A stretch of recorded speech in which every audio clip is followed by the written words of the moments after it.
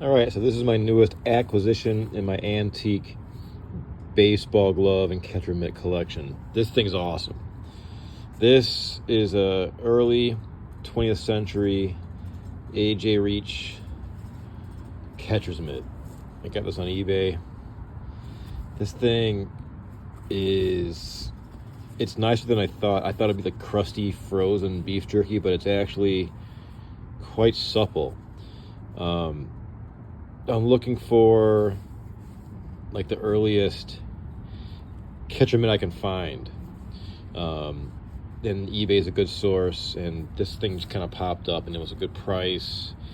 This is early. I mean, this is not the earliest, but I mean, my guesstimate, my preliminary research based upon this trademark patch there, the cloth patch, that this has to be prior to 1905. Because once you see registered U.S. Patent Office, that was due to the Trademark Act of 1905. So it's my guesstimate on this glove, or this mitt, is probably, I don't know, 1908 to 1918.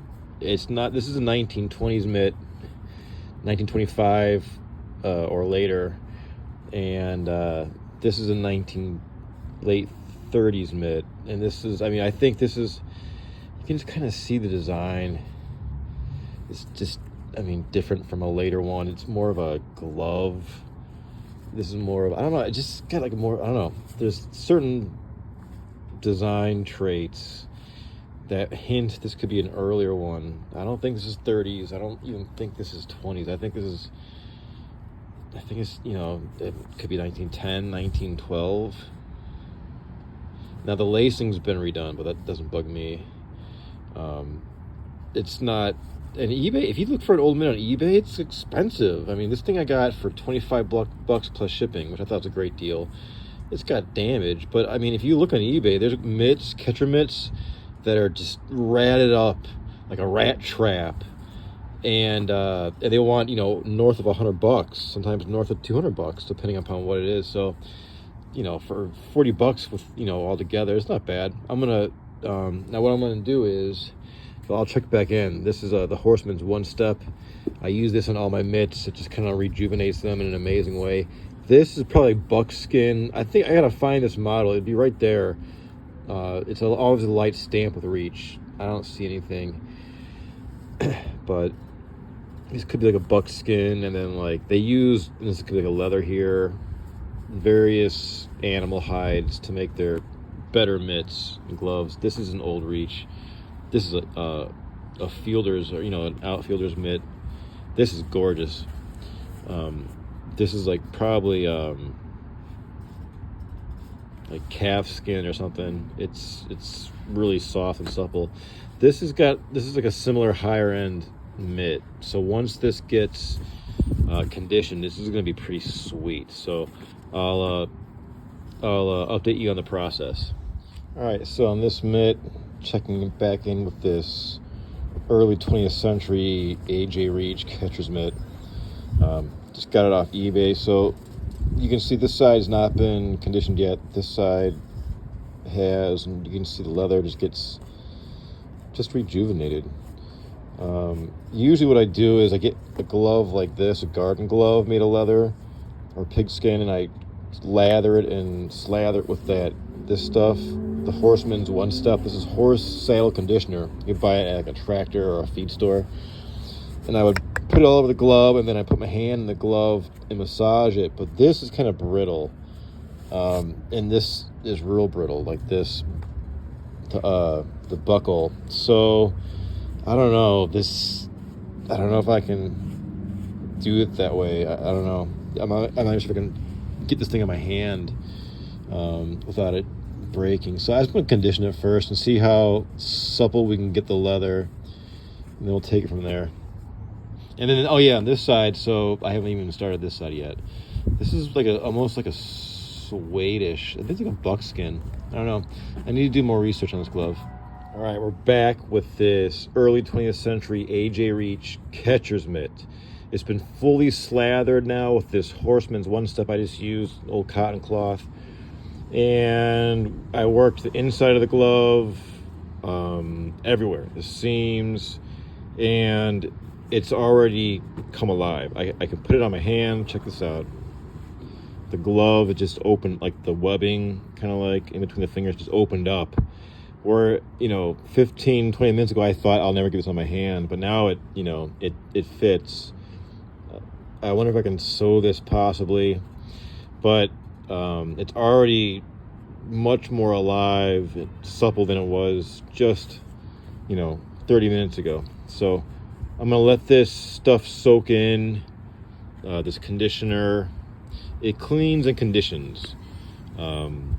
It's a lot lighter than an oil. Oil will darken and make your glove heavy. This doesn't. This kind of lifts some of the dirt off and just really conditions and just wakes up the old leather. And it even takes care, it'll, like this corrosion. These are brass, these ringlets. And just like the Statue of Liberty, turn that toothpaste aqua color because it's brass. So this conditioner, this Horseman's One Step, is actually taking care of that as well. Extra bonus. So I'm gonna let this soak in for a good until this evening, and then I'll get another cloth, remove it, and then I'll probably do this one more time, and then remove that layer, and then it should be done. I'll keep you up to date. All right, so this is an update on this early 20th century AJ Reach catcher's mitt. This thing is coming back to life. I'm guesstimating this glove's probably somewhere in between 1908 and 1918. That's my guesstimate. It could be a hair earlier, it could be a hair later, but I think it's around 1910, 12-ish. Anyhow, so when I got this on eBay.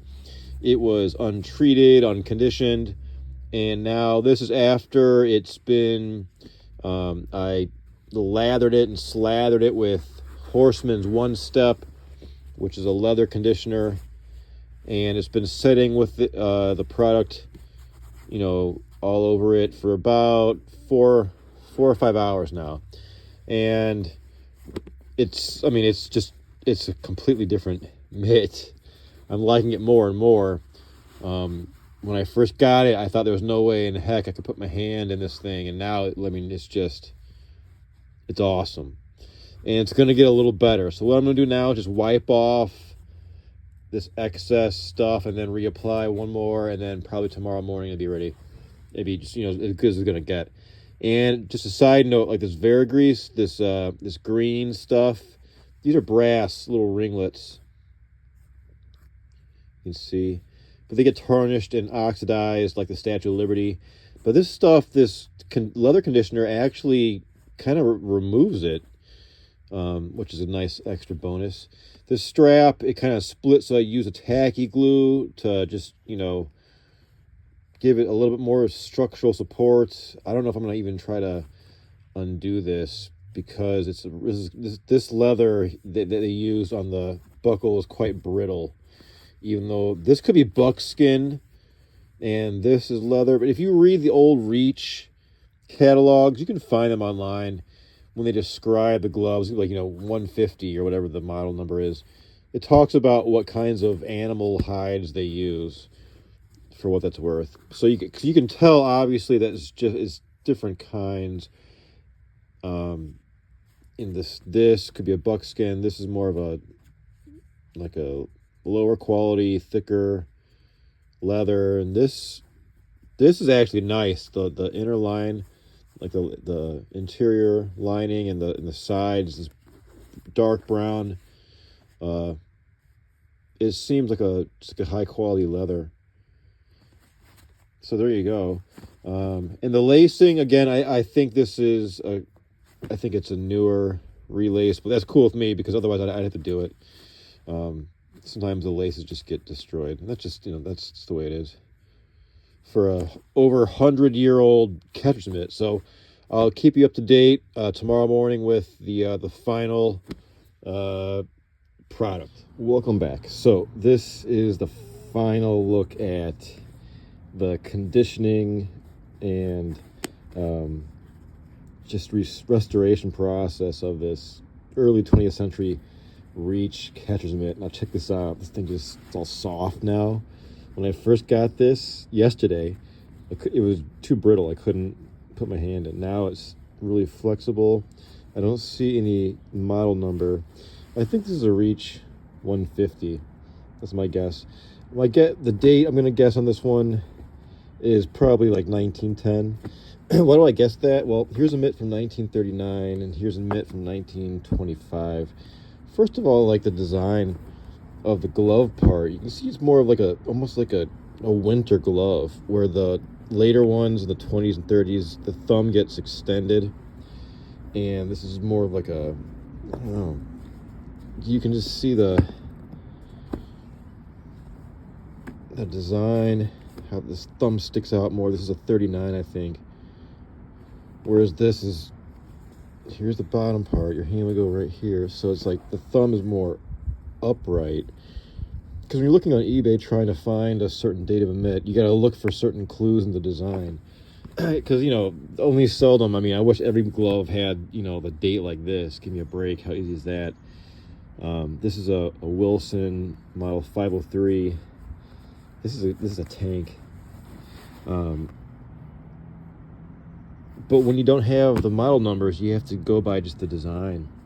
Look at every detail, and then that'll help you decipher. Now, the earlier ones have this buckle back that are quite thin.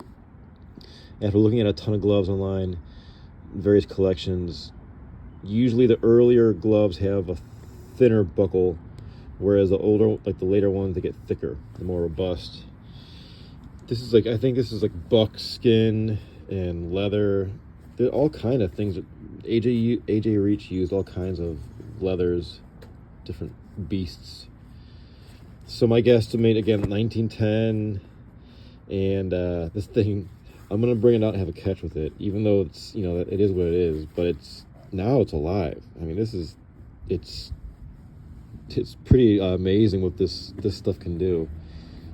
Horseman's one step. Get it at like a feed shop or Tractor Supply shop. It's like a cream. That's it. You just get a cloth. Really within like the first couple hours, it comes alive, and then overnight, it's amazing. This stuff's great. There's no like weird smell or anything really. So I'm gonna go out and have a catch of this thing and see how it does.